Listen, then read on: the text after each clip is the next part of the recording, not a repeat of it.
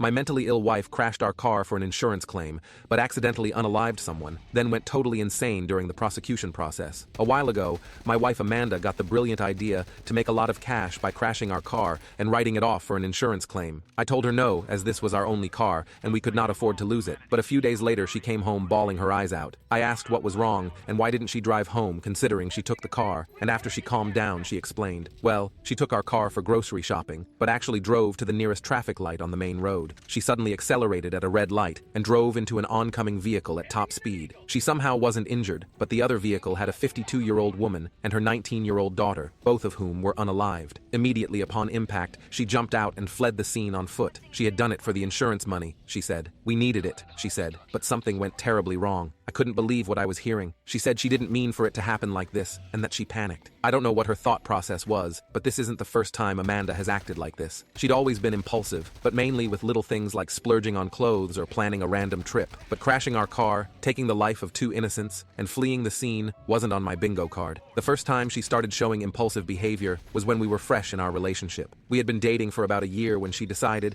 out of the blue, to quit her stable job at the marketing firm to pursue her dream of becoming a freelance photographer.